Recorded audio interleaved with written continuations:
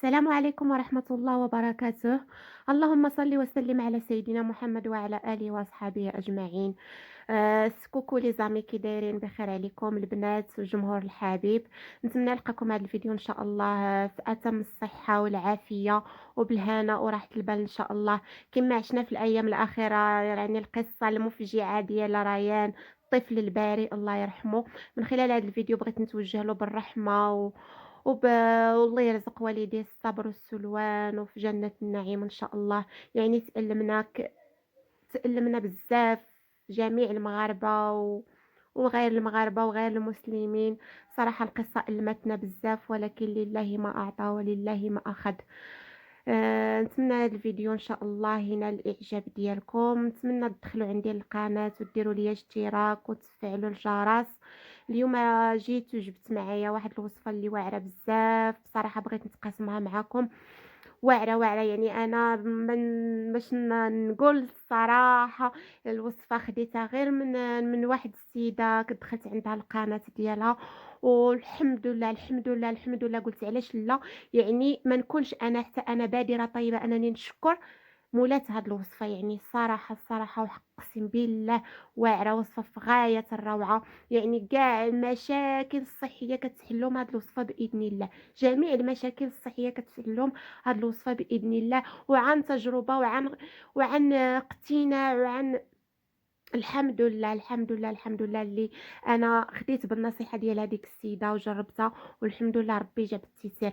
يعني الكحه اللي كيعاني من الحساسيه في الصدر، اللي كيعاني من الضيق الربو، جميع المشاكل الصحيه ان شاء الله. يعني كتقوي المناعه بصفه عامه، كتعطي الطاقه للجسم، طاقه رهيبه. يعني الامراض ولو ان يجيوك امراض ولا شي حاجه، حتى حاجه ما كتشد فيك باذن الله الواحد القهار وباذن هذه الوصفه. اليوم انا نتقاسم معكم. بسم الله يا ربي. ها المكونات الجمهور الحبيب، يعني كاينه الثومه وكاينه الشريحه كما كتشوفوا معايا.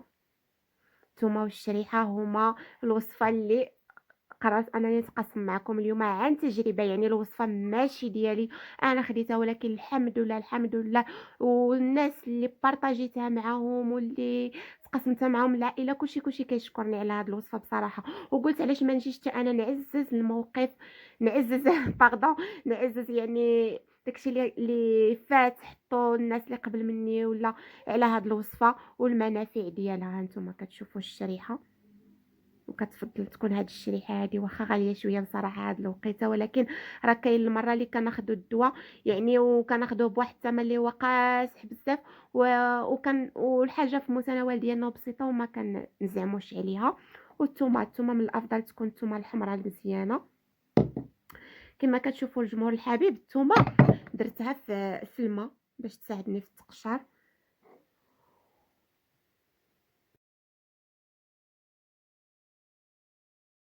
اول حاجه اول مرحله كنبدا بها هي كناخذ الشريحه، كنغسلها مزيان حتى كنديرها في واحد الاناء ونخليها حتى تترقد واحد شويه، ونغسلها ونصفيها مزيان ونخليها تقطر. من بعد كنجيب الثومه كنفسخها كما شفتوا. والمرحله اللي كندير اللي موراها هي كناخذ واحد الشريحه. يعني راه القضيه سهله بزاف. يعني انا عندي هنا وحده وجدان مفتوحه، كنديروا لها فتحه بحال هكا وكنعمروها بالثومه، كنديروا فيها الثومه وكتجي على هذا الشكل يعني هكذا.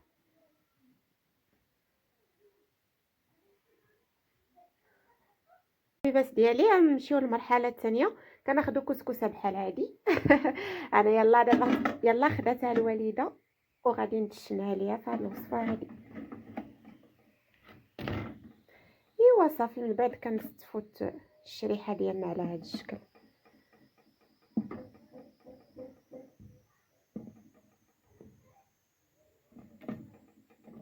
يعني باش وكنديروا السلوفان وكنخليوها تفور حتى ساعه تقريبا.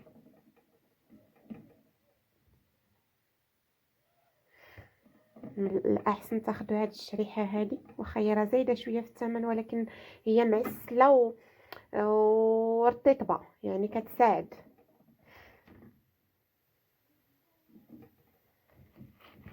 الشريحه اللي كيكون لونها ديالها كتصفر شويه كما كتشوفوها.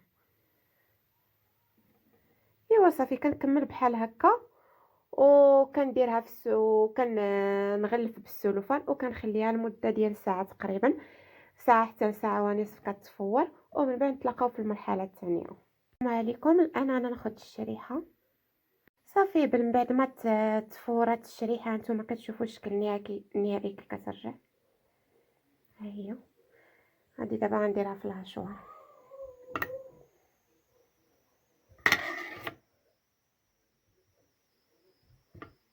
صافي من بعد ما كتفور ليا الشريحه نتوما شوفوا كي كترجعها هكا، كنعرفوا انها طابت. يعني حتى ديك الثومه سبحان الله كتختفي، ما كتبقاش ديك الريحه عاطيه بزاف ديال الثومه. صافي كنديرها عادي، نديرها في الهشوار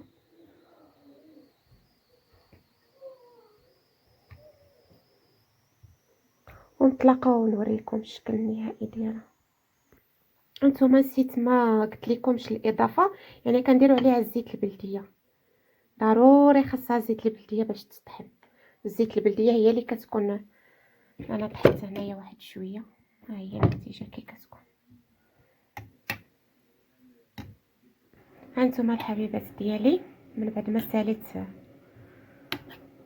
الطحين ديال الكرموس ديالي مع الثومه، ها الشكل النهائي. وصفه واعره وسهله بزاف واسهل ما يكون، دواء في المتناول غير اللي ما بغاش. ونتمنى تكون الوصفه ديالي عجبتكم ونكون خفيفه على قلوبكم، وشكرا على التتبع ديالكم، ونتمنى تجربوا هذه الوصفه. يلا ان شاء الله نتلاقاو في فيديو جاي ان شاء الله.